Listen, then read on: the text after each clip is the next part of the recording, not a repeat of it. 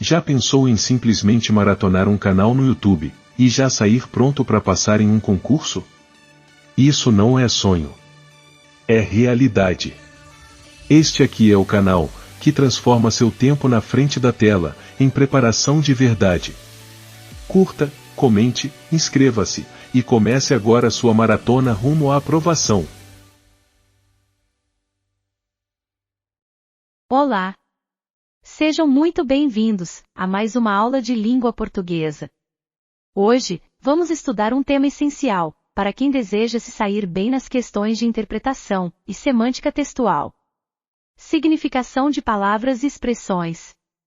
Entender como as palavras ganham sentido no contexto é fundamental para acertar aquelas questões que parecem simples, mas exigem atenção e raciocínio.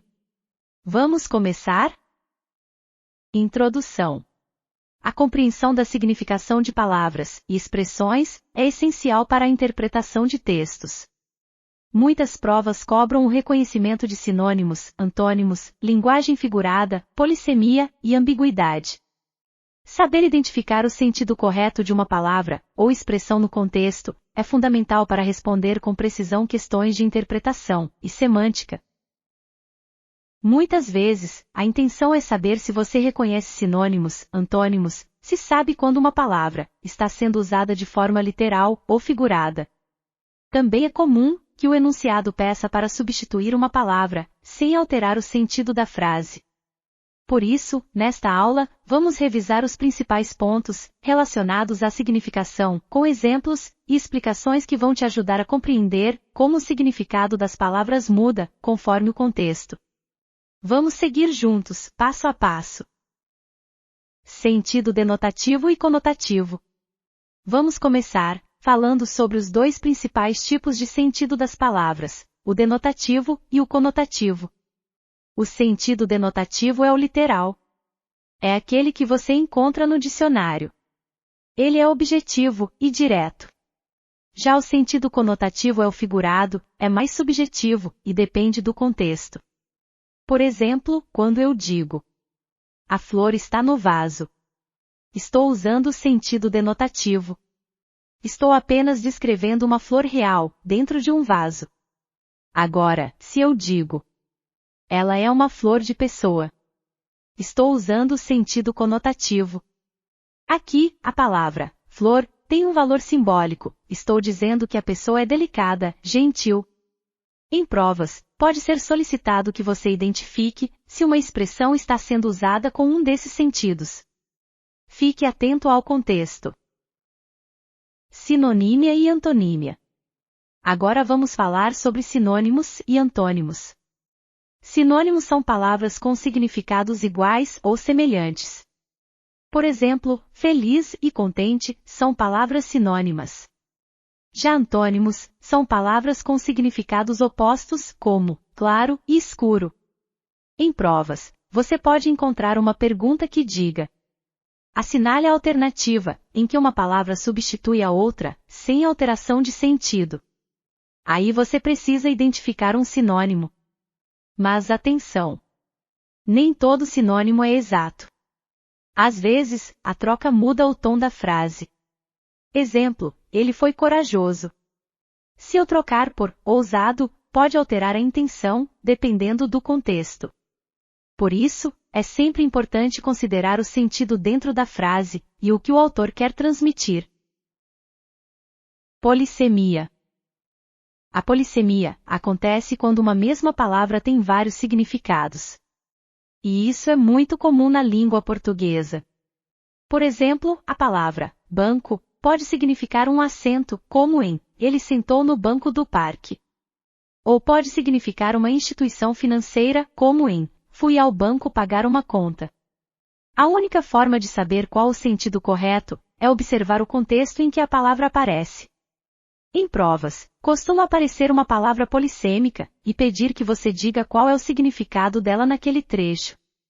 Preste atenção às palavras ao redor e ao tema do texto. O contexto é o seu melhor guia. Ambiguidade. A ambiguidade é quando uma frase ou expressão pode ter mais de um sentido, o que pode causar confusão na interpretação. Por exemplo, observe esta frase. O policial viu o suspeito com binóculos. Quem está com os binóculos? O policial ou o suspeito? Não dá para saber com certeza. Agora veja como fica mais claro. Com binóculos, o policial viu o suspeito. Aqui, sabemos que quem usava os binóculos era o policial. Em provas, você pode ter que identificar uma ambiguidade ou reescrever uma frase para eliminá-la. Ambiguidade pode prejudicar a clareza, por isso, em textos dissertativos e objetivos, ela deve ser evitada. Expressões idiomáticas. As expressões idiomáticas são frases feitas, típicas de uma cultura, e cujo significado não pode ser entendido literalmente. Por exemplo, chutar o balde não quer dizer dar um chute em um balde de verdade. Significa perder a paciência, desistir de algo. Ou, ficar de queixo caído, que significa ficar muito surpreso. Essas expressões são muito usadas em textos informais, jornalísticos, e até em literatura. Em provas, o desafio é entender o que a expressão realmente quer dizer no contexto apresentado. Lembre-se, não tente interpretar ao pé da letra. Foque no sentido figurado da expressão. Figuras de linguagem e sentido. As figuras de linguagem também são formas de dar mais expressividade ao texto. Elas alteram o sentido das palavras de forma criativa. A metáfora, por exemplo, é uma comparação implícita. Se eu digo, ela tem um coração de pedra, estou querendo dizer que ela é fria, insensível, isso é uma metáfora. Já a metonímia ocorre quando usamos uma palavra no lugar de outra, por associação. Por exemplo, li Machado de Assis. Aqui, usei o nome do autor, no lugar da obra. A hipérbole é o exagero. Como em, estou morrendo de fome. É claro que a pessoa não está morrendo literalmente, mas sim com muita fome. As figuras de linguagem aparecem muito em textos publicitários e literários. Saber reconhecê-las pode ser decisivo para interpretar corretamente. Significação no contexto. Sempre que você encontrar uma palavra com múltiplos significados, lembre-se, o contexto é quem determina o verdadeiro sentido. Veja o exemplo com a palavra leve. Em a mala está leve, ela significa que não está pesada. Mas em foi um castigo leve, significa que o castigo foi brando, suave. A palavra é a mesma, mas o sentido muda. Por isso, nas provas, é fundamental ler atentamente o trecho em que a palavra aparece. Só assim, você vai saber exatamente o que ela quer dizer naquele momento. Dicas para a prova. Para finalizar, aqui vão algumas dicas práticas. Leia sempre o texto completo, antes de responder à questão. Quando a prova pedir sinônimos, pense se a troca preserva o mesmo tom e sentido. Fique atento às expressões idiomáticas e figuras de linguagem, elas costumam aparecer disfarçadamente. E no caso de concursos, treine com questões de provas anteriores. Isso vai te ajudar a identificar padrões e ficar mais seguro na hora da prova. Continue estudando com foco, dedicação e atenção ao detalhe. Vamos agora a 3 questões de concursos. O melhor treinamento, não só para quem vai prestar concursos, mas também para quem vai fazer o Enem, e para quem está aqui para aulas de reforço. Questão 1. Concurso da Polícia Civil do Estado de Goiás, para escrivão. Banca, Instituto AOCP. Ano de 2023. Vamos praticar com questões reais. Preste bastante atenção, pois depois da leitura, eu vou dar um tempinho, para você tentar resolver. Assinale a alternativa correta quanto ao emprego e sentido das palavras, no trecho apresentado. Vamos ao texto. As mudanças climáticas já afetam nossas vidas. Ciência hoje. Quais lugares do planeta estão sendo, e serão no futuro, mais afetados pelas mudanças climáticas? E em relação aos biomas brasileiros? Argemiro Teixeira. Metade da população mundial já vive sob risco climático, e os impactos são mais graves entre populações urbanas marginalizadas, como os moradores de favelas. Em geral, as áreas de alto risco às mudanças climáticas são regiões caracterizadas por grande densidade populacional, altos índices de pobreza e dependência de condições climáticas para o cultivo agrícola. Além disso, é importante falar que as áreas próximas da linha do Equador correm mais riscos do que as áreas temperadas. Todos os modelos mostram que, no Brasil, aumentarão a frequência e intensidade de ondas de calor e, por sua vez, aumentará o número de mortes. Ciência hoje. Pode falar dos efeitos dessa crise climática na segurança alimentar e na saúde humana? Argemiro Teixeira. Em todo o mundo, altas temperaturas e eventos climáticos extremos como secas, ondas de calor e enchentes já prejudicam a produção de alimentos. O fornecimento internacional de alimentos está sob ameaça. Os riscos de quebra generalizada nas colheitas devido a eventos extremos, que atingem locais em todo o mundo aumentarão, se as emissões não forem reduzidas rapidamente. Isto poderia levar à escassez global de alimentos e ao aumento de preços, o que prejudicará particularmente as pessoas mais pobres. O novo relatório do IPCC, Painel Intergovernamental, sobre Mudanças Climáticas, na tradução em português, sugere que esses fatores prejudicarão especialmente a agricultura no Brasil se as temperaturas continuarem a subir. A produção de arroz poderia cair em 6% com altas emissões. A produção de trigo poderia cair 21%, e a de milho poderia cair em até 71% até o final do século no Cerrado. Além disso, a combinação do aumento continuado de emissões de gases de efeito estufa, com o desmatamento local pode causar uma queda de 33% na produção de soja e na das pastagens na Amazônia. Os impactos das mudanças climáticas também prejudicarão a pesca e a aquicultura no Brasil. Se as emissões seguirem altas, a produção de peixes cairá em 36% no período de 2050 a 2070, em comparação com de 2030 a 2050. Além de tudo isso, estudos sugerem que as mudanças climáticas refletem em mudanças no ambiente como a alteração de ecossistemas e de ciclos biológicos, geográficos e químicos, que podem aumentar a incidência de doenças infecciosas, malária, dengue, etc., mas também de doenças não transmissíveis, que incluem a desnutrição e enfermidades mentais. Quais eram as alternativas? A. O pronome demonstrativo se refere a uma informação que será apresentada posteriormente no texto.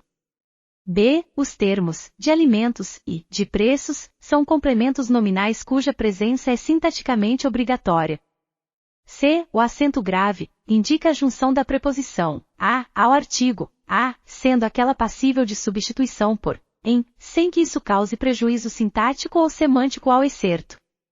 D. O verbo levar é transitivo indireto e tem o mesmo sentido que transportar. E. O verbo poderia está conjugado no modo subjuntivo, veiculando a ideia de dúvida. Agora é com você. Escolha sua resposta.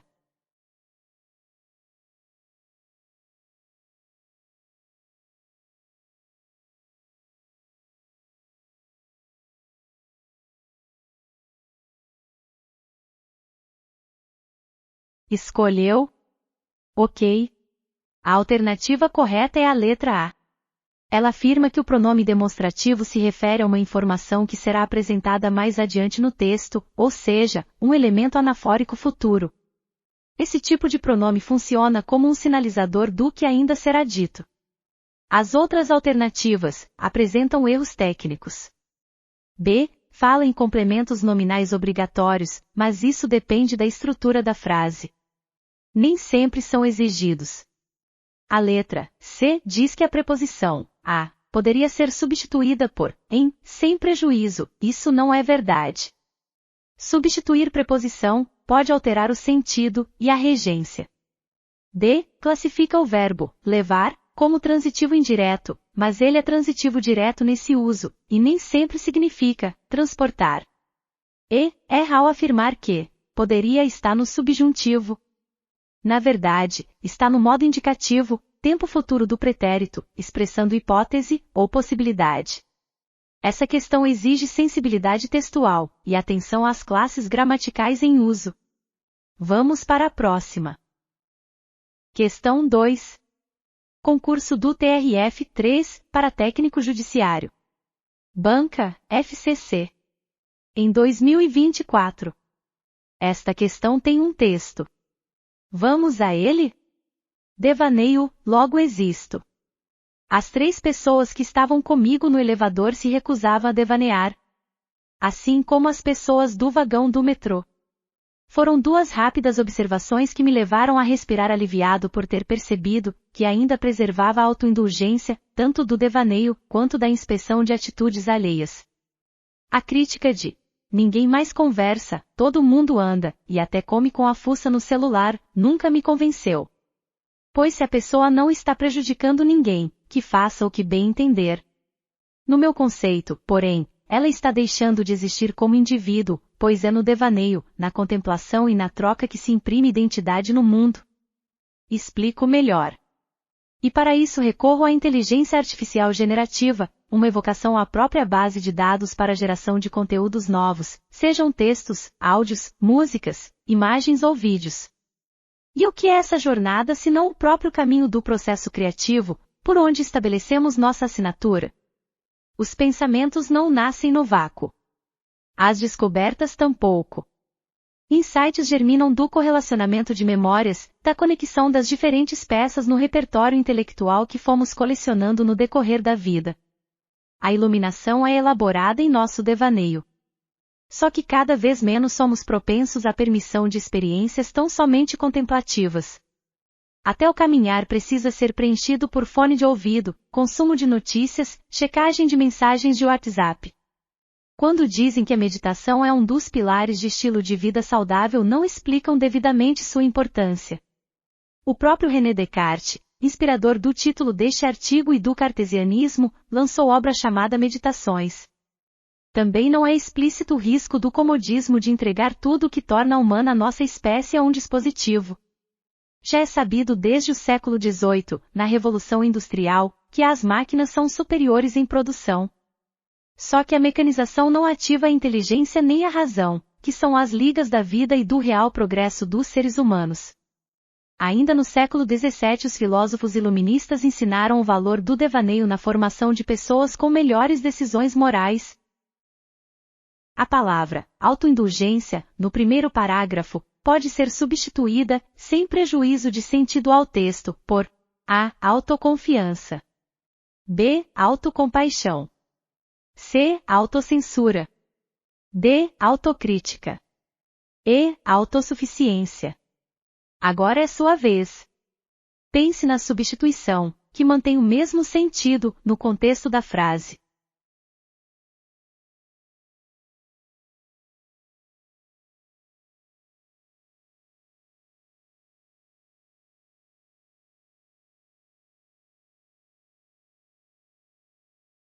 Escolheu? Ok. A alternativa correta é a letra B.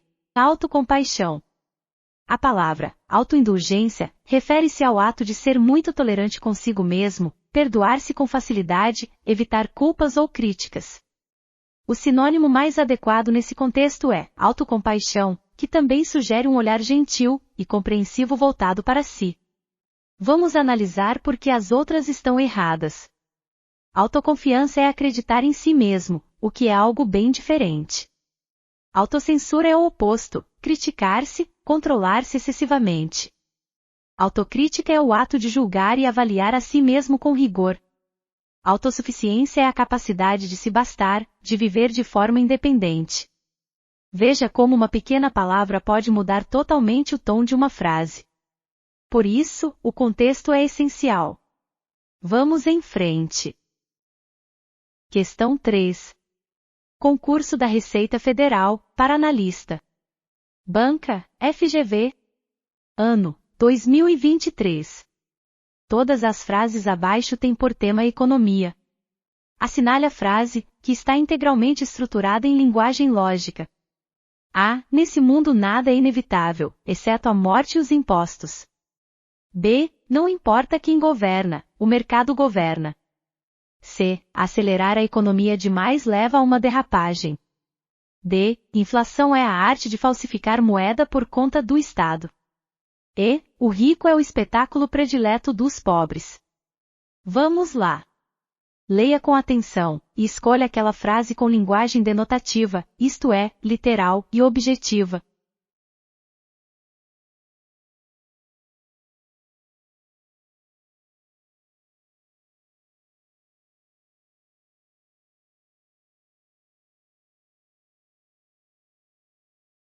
Escolheu? Ok. Resposta correta, letra A. A frase da letra A é objetiva e literal. Ela expressa uma verdade universal, ou uma ideia bastante difundida, sem metáforas ou exageros. Agora vejamos por que as demais estão em linguagem conotativa. B. Personifica o mercado, como se ele fosse um governante. C. Usa metáfora, derrapagem no sentido figurado de crise ou instabilidade. D. Usa ironia e hipérbole, ao afirmar que inflação é falsificar moeda. E. Faz uma crítica social usando linguagem figurada e expressiva. Mais uma vez, o segredo é reconhecer o registro literal versus o figurado. Saber diferenciar isso é fundamental, para interpretar textos com precisão nas provas. Até mais!